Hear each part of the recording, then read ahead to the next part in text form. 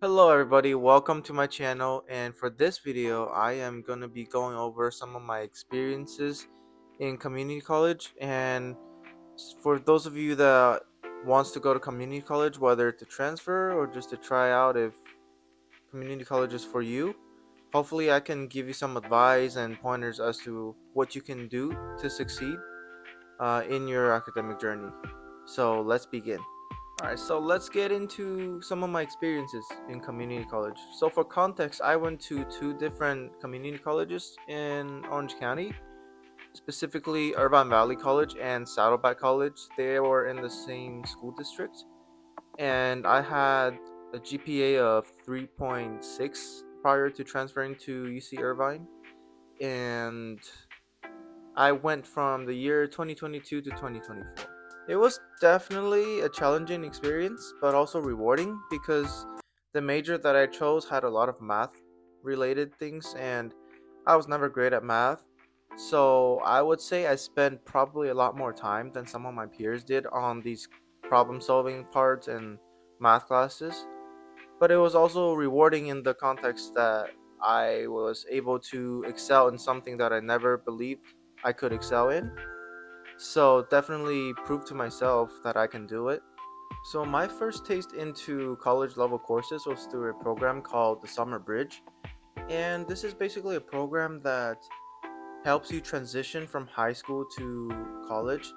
It was offered by my high school and my local community college. So basically, it consisted of two classes. The first one is communication, and the second one is a counseling course. So the communication, for those that don't know, it's to teach you how to do public speaking, and just how to do like present to other people and things like that. I found it to be very helpful. I think it's also, I don't know if it's the case for every school, but for my school, it was mandatory to transfer to other school. So it was nice to get it out of the way the first summer. And the counseling class basically teaches you how to utilize the resources the school offers, such as the counseling center, the math center, and writing center, and all these other great things that the school provides for their students. Those things that I wouldn't have known if I just jumped straight in. Definitely a great thing for transitioning from high school to community college. And also, that's where I learned about the honors program, where it helped me so much in transferring into UC Irvine. Now, you might be wondering what the social life and the campus college experience life is in community college.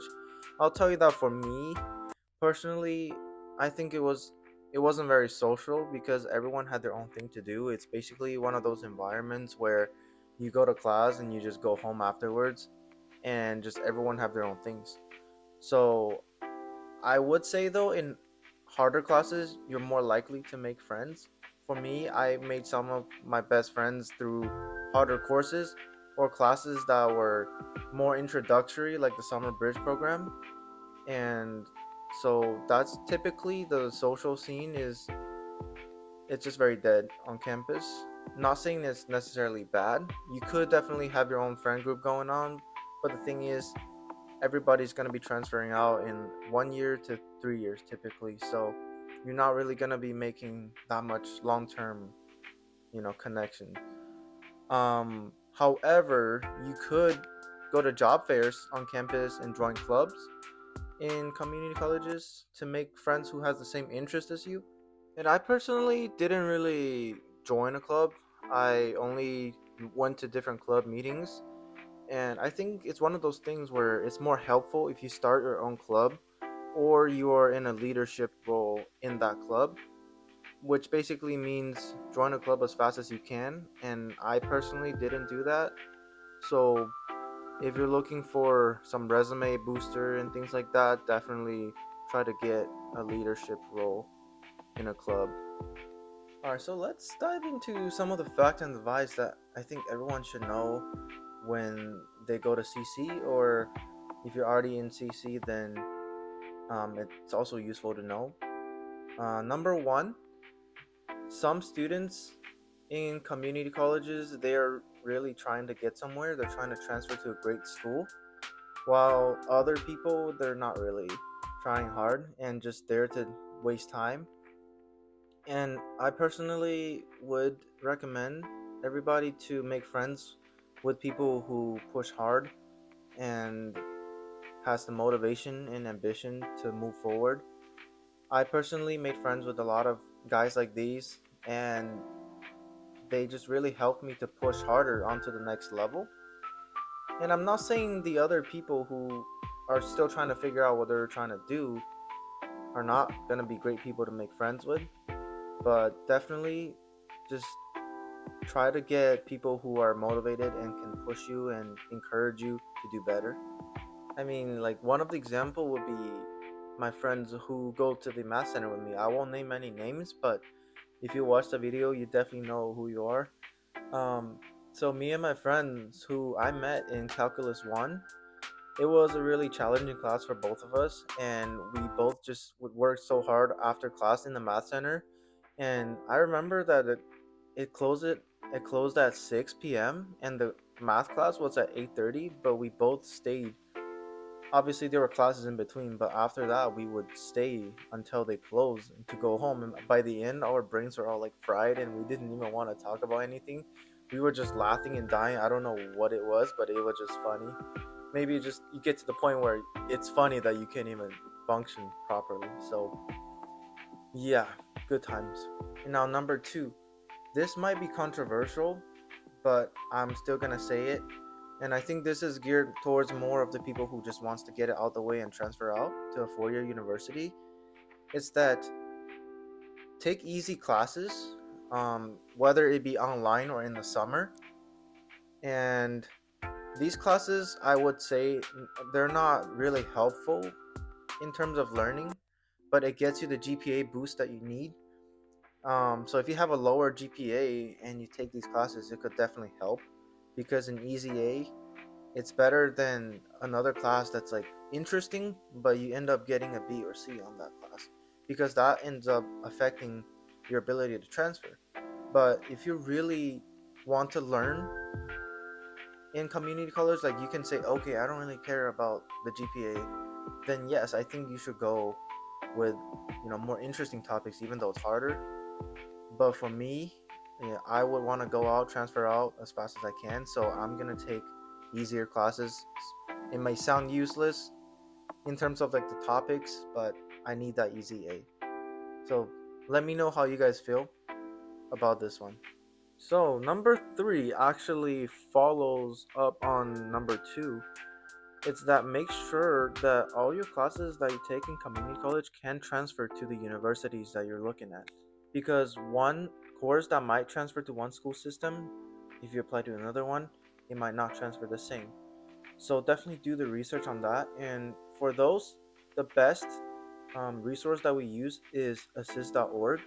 It basically shows you the contracts between different schools and it tells you what classes you need to transfer and what transfer and what doesn't. So on the surface, level, this is what you need. All you need, assist.org, and it will help you and guide you on what you can take to transfer out to all these universities. Now, I don't think they include private schools. So that I think you need to go to the counseling center if you're planning to go to a private school to make sure that all your classes actually transfer. You don't want to waste time doing all these courses if it doesn't. And actually, there's also this one scenario where I started my computer science program at Irvine Valley College, but after I started, I was studying at Math Center, and a lot of people were telling me, dude, like, you gotta go to Saddleback. And at the time, I was like, you're just lying because it's a competitive environment, right? But I then realized, okay, like, it actually makes more sense after I do more research, and even the counselors had said to me before that yes, they heard similar stories that students who took these courses at this community college um, did transferred better. So this is something that not even the counselors know sometimes, and assist.org doesn't cover it as well. It's more, I guess it applies more to the local level, but it's something that you just have to know through networking and fact checking. And there's actually a lot of small little things that you do that could impact your whole transfer process. So definitely connect with people who transferred out of the community college into a 4 year, and just connect with the people who's been through it. That will save you a lot of time. All right, and number four, I think we covered this a lot already. Just utilize the resource that the school has for you. That includes the health center, counseling center, and all these job fairs and all that. Sometimes there could be free food on campus, and if you sign up for a certain program, they'll alert you. So definitely look into those. It will save you a lot of time as well. And number five is to get close with the professors. And why? Because community college, they have smaller class sizes, and that means there's more in-person interaction, one-on-one interactions with students between professors. And in universities like the one that I'm in right now, they use graders to grade your papers. And for community college, the professor basically does everything from lecturing to grading to providing you feedback. So definitely look into that. This might be your last chance to get really this kind of good resource, because they are an asset for you. Once you go to universities, they're not going to be as easily accessible. And from what I found out, through time, is that a lot of these community college professors actually teaches at universities as well. So definitely take that to your advantage. Number six actually goes with number five. Choose the professors that have good reputation.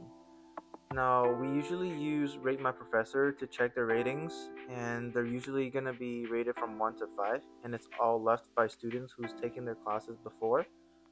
I think it's a very useful tool to use before you get into a class. It kind of gives you like the heads up on what you're getting into.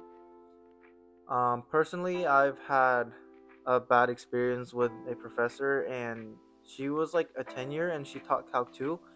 I ended up having to drop that class with a W, which is really bad, because it was just not manageable. I was not going to get a good grade in that class. So I know that sometimes the bad professor will probably be the only option for that quarter or semester. But if you can wait a little bit, a lot of times there will be different people teaching it each time. So if you can afford to wait, definitely try to wait for a better opportunity, better professor. But I know that some people, they can't afford to wait if they're like STEM majors that has so many classes to take.